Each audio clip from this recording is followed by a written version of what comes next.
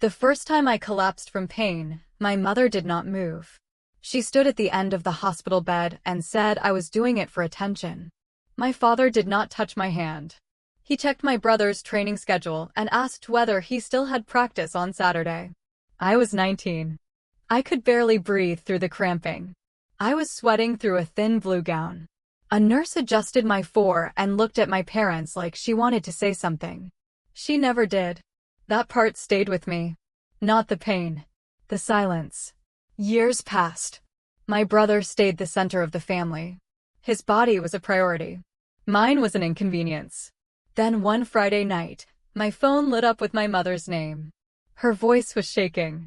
She said my brother had been rushed into a private hospital suite and might need emergency surgery. When I walked into that room, both of my parents were crying. My brother was in bed. A pen was waiting on the tray table. So was a stack of papers already opened for my signature. They told me to hurry now. But neither of them would read page 3. Page 3 was the only thing I cared about. Not the tears. Not the room. Not even my brother. Because if page 3 said what I thought it said, then nobody had called me there to save him. They had called me there to secure me. That was the moment I understood the old pattern had not changed. It had only gotten more expensive. My name is Nora Bennett. I am 31 years old. I live in Ravenswood, Chicago, Illinois. I work as a biomedical data scientist. And right then, standing in that private hospital suite, I knew exactly why my family had suddenly remembered my name. They had ignored my pain when it cost them time. They respected it only after it created value. Before I tell you what was written on page 3, you need to understand something about my family. My brother was always treated like an investment. I was treated like an interruption. That difference explained everything that happened next. It started long before that room. Before I tell you what was on page 3, tell me where you are watching from tonight. Then stay with me. Because what my parents tried to bury in that hospital room was not just a lie about my brother. It was the price they had always put on me. My brother Ethan was the kind of son my parents could explain to other people. He was tall, fast, disciplined, and easy to display. There was always a game, a tournament, a scout, or a coach to impress. My mother tracked his meals. My father tracked his stats. Their whole marriage seemed to run on his schedule. I was different. Quieter. Sicker. Harder to package. By middle school, I already knew the house had 2 systems. One for his future. One for my inconvenience. If Ethan said his knee felt tight, my father called a specialist. If I said my lower stomach felt like it was twisting, my mother handed me ibuprofen and told me every girl had to deal with something. When he missed practice, the whole house adjusted. When I missed school, I was told not to make it a pattern. That was the language in our home. Potential for him. Tolerance for me. The pain got worse when I was 16. Then worse again at 17. Some months I could barely stand upright in the bathroom before school. I would grip the sink, wait for the wave to pass, wash my face, and go anyway. My mother called that maturity. What it really was training. Training myself not to expect help. Training myself not to describe the pain twice. Training myself to survive in a house that only responded to emergencies if they belonged to my brother. By college, I had learned how to go quiet without going numb. That saved me. It made me observant. It taught me to watch pauses, missing details, changed stories, and the exact moment when concern turned into calculation. Because when the doctors finally found the endometriosis, I did not cry in relief. I felt something colder than relief. I felt the shape of the theft. Years of pain had been misfiled as attitude.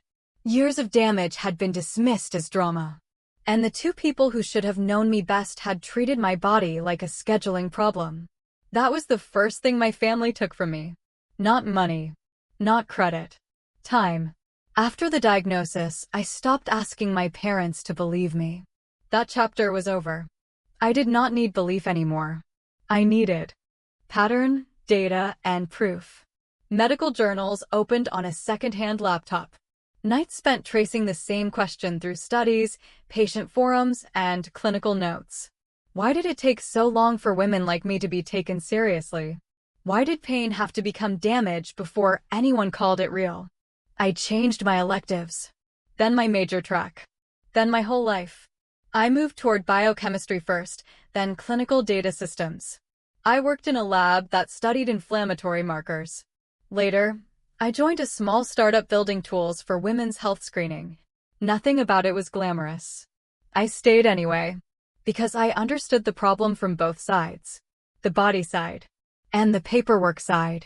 I knew what it looked like when a patient was dismissed in a room. I also knew what it looked like when that dismissal got hidden inside vague notes, delayed referrals, and billing codes that told a cleaner story than the truth. That became my edge. Over time, I helped build a clinical support model that flagged patterns linked to delayed pelvic pain diagnosis. It was not magic. It did not replace doctors. It forced better questions sooner. The model became a platform. The platform became intellectual property. And after years of revisions, trial partnerships, and brutal review meetings, a larger biotech company licensed the core system, then bought it outright. I did not celebrate with my family. They had not earned that version of me. My mother heard about the deal from an article before she heard it from me. My father found my name in a trade publication and sent a message with no greeting. Proud of you, kid.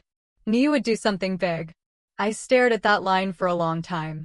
He had never said that in the years when I was throwing up before class. Not once. Not when I was missing finals. Not when I was recovering from laparoscopic surgery and answering work emails from bed. But now there was a number attached to my work. Now there was language people like my parents respected. Market value. Licensing. Acquisition. Equity. That was when the calls started sounding warmer. My mother asked about my schedule. My father asked whether I still held founder shares.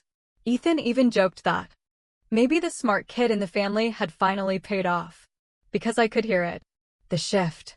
I was no longer the difficult daughter with the inconvenient body. I was an asset. And once I understood that, I stopped hearing family in their voices. I heard interest. 2 days after that article ran, my mother called a little before midnight. Her voice was ragged. Too ragged. Like someone trying to sound broken instead of someone already broken. Nora, it is Ethan. He collapsed. They rushed him in. They think he may need surgery. My father took the phone before I answered. His voice was flatter. Cleaner. Urgent in a controlled way. We need you here now. Private suite at St. Gabriel. Do not waste time.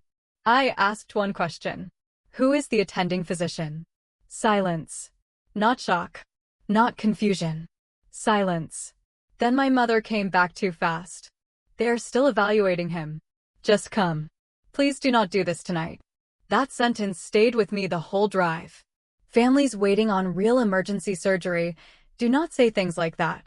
They say the doctor's name. They say trauma team. They say CT scan. They say operating room. They say something concrete. When I got to the hospital, I noticed how quiet the floor was. Too quiet. For an emergency floor. No rushed footsteps. No nurses moving fast. No tense voices from behind a station. Just soft lighting, polished floors, and a private suite with my family arranged inside like a photograph. My mother was crying by the window. My father stood near the bed with his jacket on. Ethan was propped up against 2 pillows in a brace that looked expensive and unnecessary. He looked tense. He did not look like a man about to be wheeled into surgery. His wife, Emily, was there too. Hands clasped. Face strained. She was the only person in the room who looked frightened. Then I saw the tray table. A pen placed across the folder. Tabs marking several pages. Signature flags already attached. No discharge papers. No imaging summary. No wristband packet. No surgeon waiting. Just paper. My father stepped toward me first. Thank God. We need to move quickly. There are administrative issues and the hospital will not wait. I did not sit down. What exactly am I? Signing. My mother wiped her face. It is temporary. Just to get things moving. Your brother needs help and we do not have time for questions. I picked up the folder and flipped the first page. Then the second. Everything was arranged to make panic do the reading. Then I noticed it. Tabs on every marked section. Flags on every signature line. Except page 3. That was the only page they had left clean. That was the moment the room changed for me. Not into a family crisis. Into a setup. My father saw the change in my face and tried to get in front of it. Nora, this is not complicated. Ethan needs immediate support. The hospital needs confirmation and the family needs stability. I kept one hand on the folder. Then read it to me. My mother gave a short laugh that did not sound like laughter at all. This is not the time for attitude. Your brother is lying in a hospital bed. I looked at Ethan. What happened? He shifted against the pillows and winced just enough to be noticed. I had a bad collapse at training. They think there may be internal damage. Dad is just trying to handle the paperwork before things get worse. That answer was wrong in 3 places. Training. Not a game. They think. Not a doctor said. Dad is handling paperwork before things get worse. He was selling urgency without details. I turned another page. Why does emergency treatment require anything tied to my equity? My father answered too quickly. Because liquidity matters. Hospitals move faster when there is a clear guarantee. I raised my eyes. Then why does this mention voting authority? The room went still. My mother stepped closer. You are picking apart language while your brother is scared and in pain. Sign the papers and we will clean it up later. No, I said. We clean it up now. Ethan let out a breath and dropped the weak, patient voice. You have more money than all of us combined. You built a software company off your own problems. Great. Good for you. But this is still family. I closed the folder halfway. No. This is paper. My father lowered his voice. That was always when he was most dangerous. Do not make us drag this out, Nora. Temporary authority protects everyone. It protects Ethan. It protects your mother. It protects the value of what you built. There it was. Not his health. The value. I tapped the unmarked page with one finger. If it is temporary, read page 3. My mother looked at my father. My father looked at Ethan. Ethan looked away first. I repeated it. Read page 3 out loud. My mother crossed her arms. I am not reading all that. It is simple. I nodded once. If it is simple, then read it. Nobody moved. Not my mother. Not my father. Not my brother. Emily, who had said almost nothing since I walked in, lifted her head from the chair near the window. Her face looked pale, but her voice came out clear. Yes, she said. Read it. That was the first real crack in the room. Not in the story they were telling me. In the control they thought they still had. And once it cracked, it kept spreading. Emily did not raise her voice. She did not need to. Yes, she said again. Read it. My mother turned toward her at once. This is a family matter. Emily stood up from the chair by the window. Her hands were tight, but her voice came out clear. Then stop treating it like a transaction. That line landed harder than any shout could have. My father stepped in immediately. Not to answer her. To close the opening. Emily, sit down. You are upset. No one is trying to hurt Nora. We are trying to stabilize a crisis. There it was again. Not fear. Not grief. Crisis. He kept reaching for words that belonged in boardrooms. I looked at him, then at Ethan. What surgery is he scheduled for? My mother answered first. They are still deciding. Which doctor is deciding? It is late, Nora, my father said. Do not turn this into an interrogation.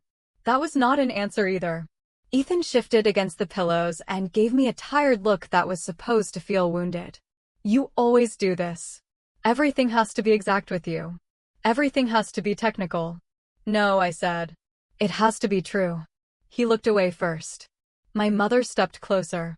Your brother is scared. Your father is doing his best.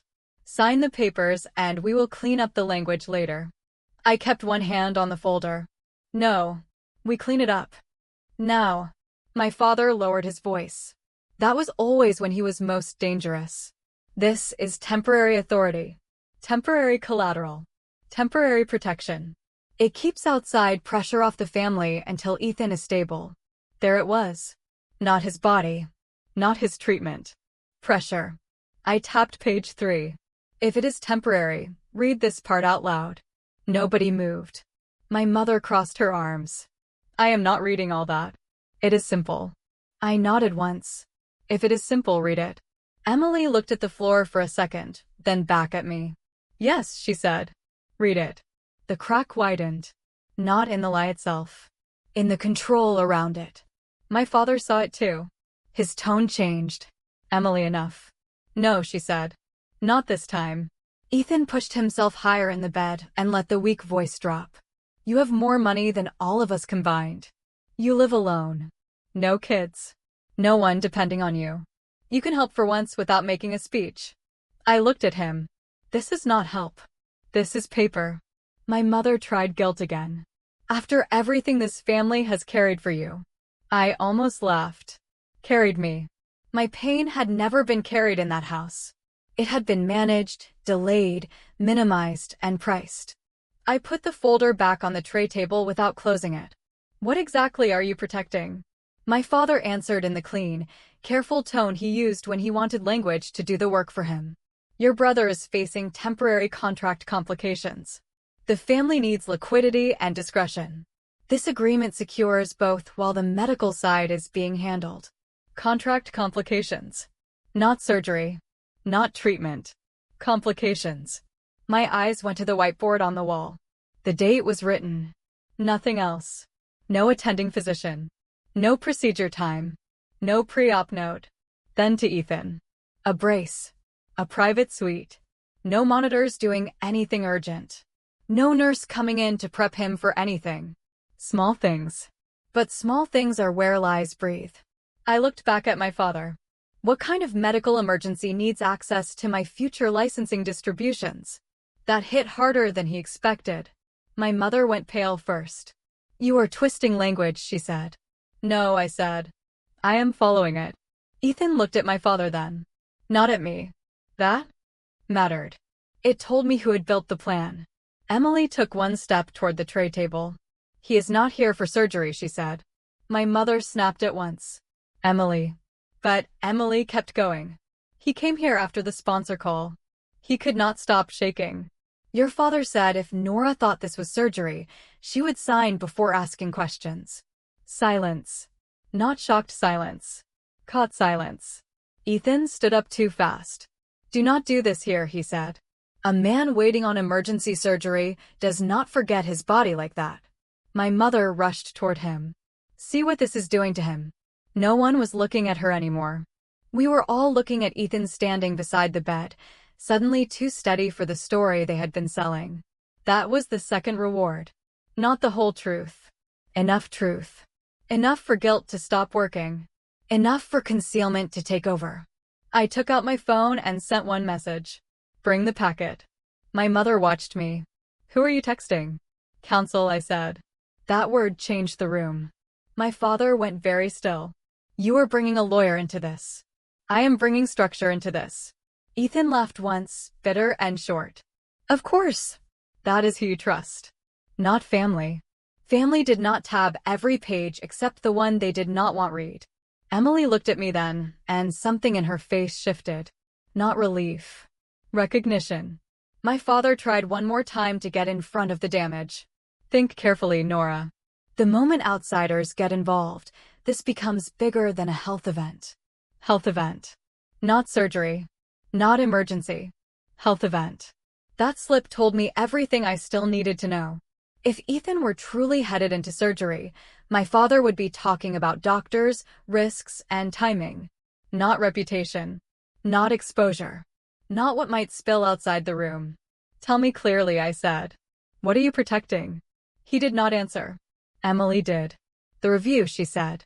He still would not say the real words. Not league. Not sponsor. Not testing. Not suspension. He wanted the danger blurred just enough to keep the paper alive. That was his method. Make the threat feel urgent. Make the language feel temporary. Make the signature look compassionate. My mother closed her eyes. My father stared at her. Emily kept going. The league flagged him. The sponsor froze everything. Then the debt notices came. Your parents knew before tonight. Ethan looked like he wanted the floor to open. You do not know what you are talking about, he said. Emily gave him a dead stare.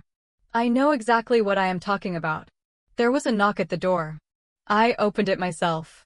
Daniel Cho stood there in a dark coat with a slim leather file in one hand. No rush. No theater. Just presence. He looked at my face first, then the room, then the tray table.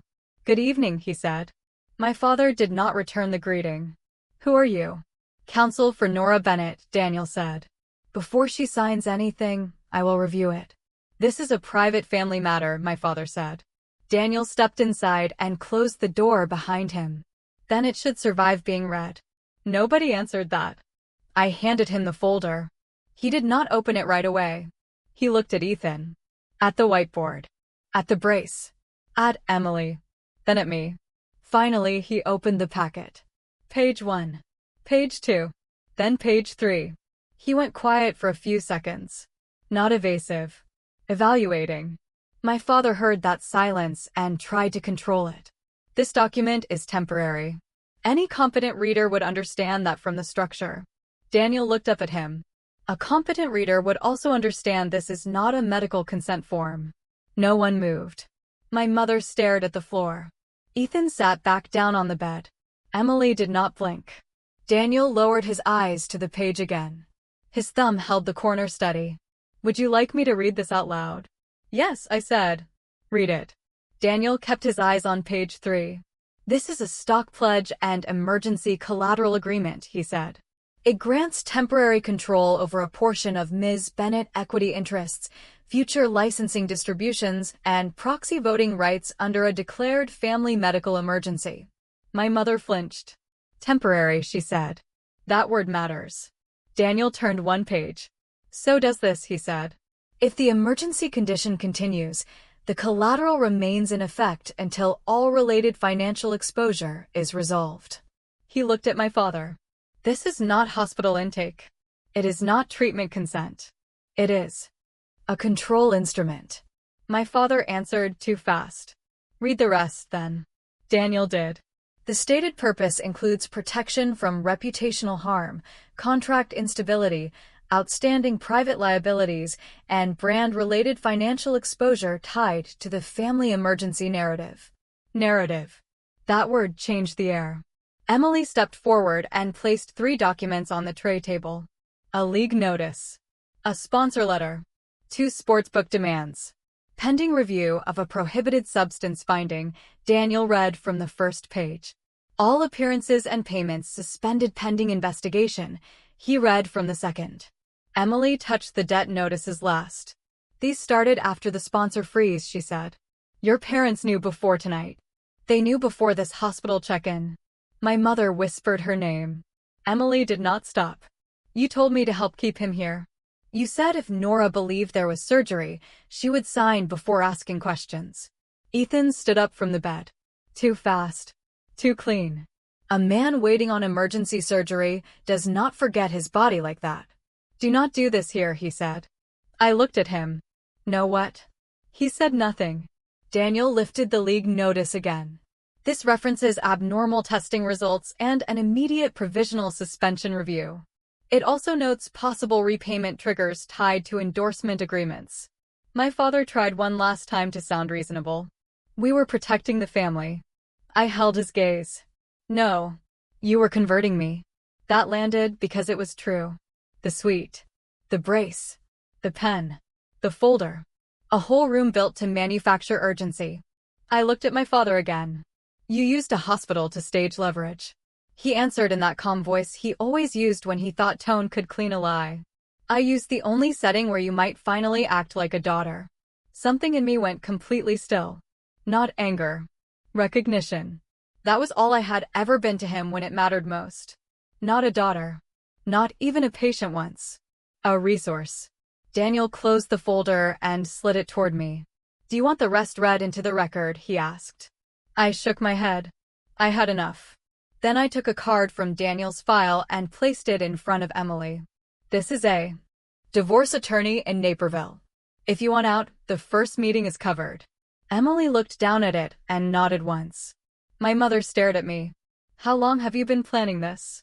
Not long, I said. I just came prepared to hear the truth. Daniel handed me a second document from his file. I signed at the bottom. It was formal notice.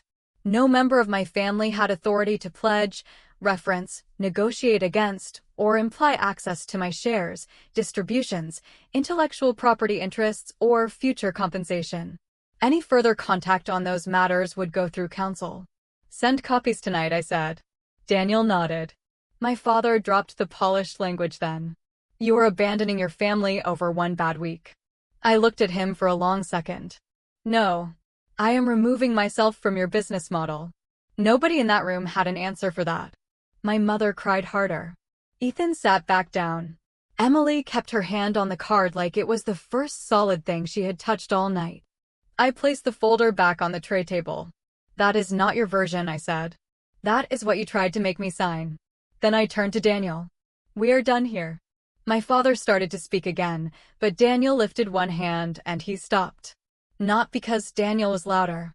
Because the structure had changed. The paper was no longer theirs. The language was no longer theirs. Ethan sat exposed by his own movement. My mother kept saying family like the word still opened locked doors. It did not. Emily picked up the card. I picked up nothing. That was the point. I had spent half my life carrying what they would not face. I was not taking any of it with me that night. The fallout did not arrive in one dramatic burst. It moved the way real consequences move. By memo. By notice. By silence. By doors that stopped opening. Within 72 hours, word of Ethan's provisional suspension review had moved through the league. Not national news. But enough. Enough for sponsors to freeze appearances. Enough for teammates to stop calling. Enough for the story my parents had built around him to lose its shine. The sportbook demands did not disappear either. Once the endorsement money stalled, the pressure changed. Direction. My parents could not forward that pressure to me anymore. That was the part that truly broke them. Not Ethan humiliation. Access. Emily filed 11 days later. Daniel connected her with the attorney in Naperville. She did the rest herself. Clean filing. No speeches. No second chances built on promises. When she texted me after the paperwork went through, it was one sentence. I should have listened to what they did to you years ago. That was the only apology I needed. Closure is not always a conversation. Sometimes it is a pattern ending. My mother called 3 more times that month. Once crying. Once angry. Once calm in the way she used to sound when she thought tone could rearrange reality. I did not pick up. My father sent one email. Subject line. Family reconciliation. Daniel answered it for me. After that, the noise got smaller. Not because they understood. Because the structure had changed. That mattered. I did not need them to agree with my boundary. I needed them to hit it. A few months later, I put part of the acquisition money into something cleaner than revenge. I launched a fund for women with chronic pain conditions who had been dismissed at home, delayed in care, or trapped financially because illness made them easier to control. Diagnostic grants. Transportation stipends. Short-term legal help. Emergency housing through partner clinics. The first applicant I approved was a 23-year-old from Indiana who had been told for 6 years that she was exaggerating. When I read her intake form, I had to step away from my desk. Not because it was identical to my story. Because it was common. That was the part that stayed with me. Families like mine were not rare. They were ordinary. That was what made them dangerous. People think healing arrives when the people who hurt you finally admit what they did. It does not. Healing started when I stopped submitting my reality for family review. It started when I stopped waiting for the people who dismissed my pain to become qualified to name it. It started when I understood that being needed is not the same as being loved. My parents did not lose everything, but they lost the version of me they thought would always stand still while they reached into my future. That was enough. I still think about page 3 sometimes. Not because of what it almost cost me. Because of what it clarified. The people who minimized my pain were never confused by it. They were inconvenienced by it. Then one day the market priced what that pain had taught me to build, and suddenly they called it brilliance. They were wrong both times. It was never drama. It was never a miracle. It was work. It was damage turned into method. It was survival with discipline attached. And if there is one thing I know now, it is this. Some families only respect pain after it becomes profitable. What is one moment when someone ignored your struggle, then changed their tone the second it carried value? Tell me in the comments. If this hit you, leave your story below.